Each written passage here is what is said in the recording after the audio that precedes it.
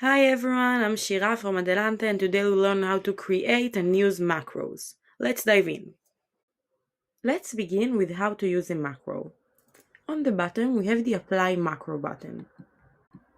It will open a box that will show you all the pre-built macros you have access to. Use the eye icon to get information about your macro.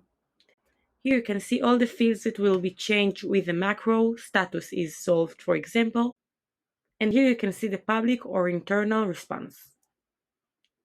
If it's all good, press Apply Macro. You can edit the comment as you like and then use the Submit button.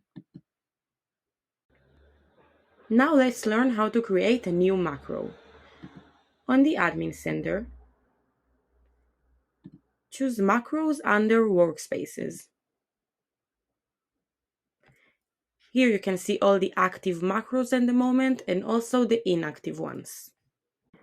Use the Option button to do all sorts of actions like edit, clone, or deactivate.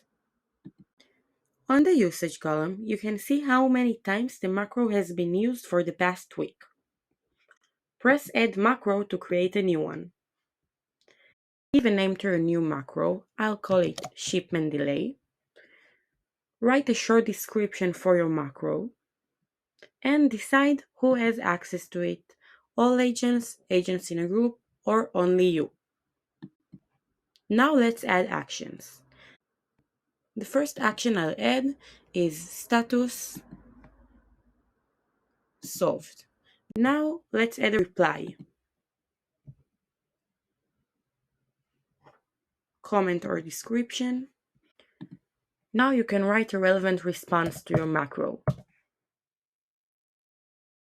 Use different placeholders like the requester name, ticket requester first name, copy, and paste.